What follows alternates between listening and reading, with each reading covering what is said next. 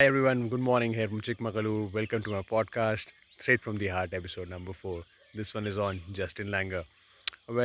He's been quite in the headlines last month or so when it comes to Australian cricket and cricket world overall, and quite an interesting exit that one. So he's the coach who took our Australian team when they were just coming out of the sandpaper scandal. Darren Lehman had resigned following the controversy in Cape Town.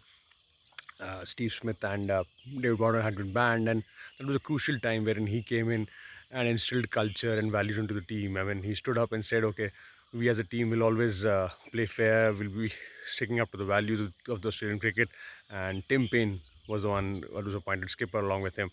And the journey started by Langer and Tim Payne. In fact, started slowly, started with a lot of losses, a lot of falls, but gradually they came up the curve and they ended up winning the Ashes brilliantly 4-0 against England, and also winning the T20 World Cup 2021, which was again quite surprising because no one had expected them to.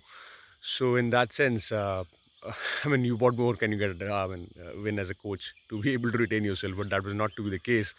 In fact, do check out his journey in that link I've shared above.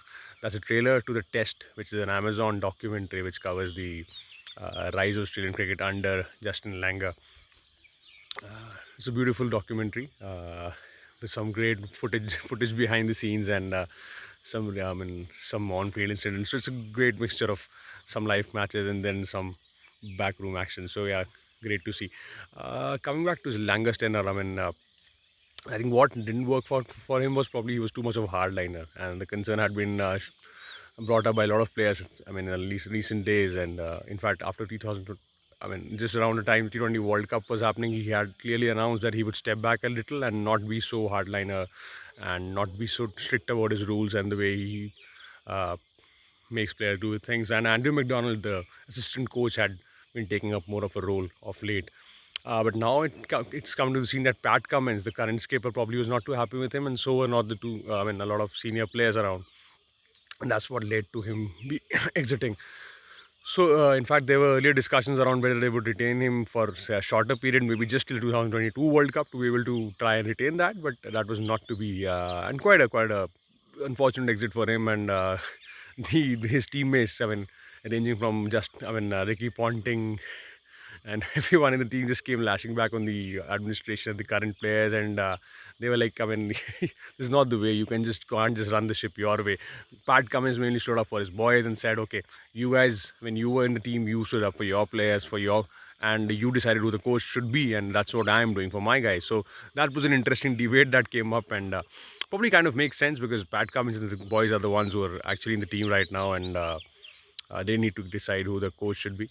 But the reason, kind of, I don't know. Considering how Justin Langer had built the team and brought them out from a low and instilled some good culture and good values, you could see at the Australian team. I was someone who used to hate the Aussie team a lot, but this team was looking so nice and so approachable, so friendly. In terms of how they conducted themselves on the cricket field.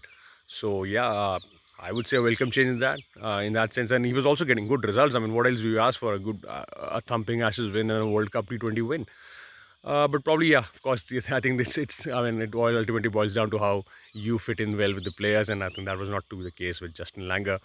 And I think 90s kid, all of us will remember him as the guy who opened along with Matthew Eden. While Matthew Eden was going all gung ho, he was the foil to him in Test cricket, and loved watching him back. And a very gentlemanly player and a great guy to see. Well, we wish him all the best. In fact, the next up on the radar is probably he might be joining the England cricket team as a coach. That's been doing around for some time, right? Nothing has come on concrete on that front, but let's see. This is me signing off. Do like, share, and subscribe if you like my videos. Have a good day.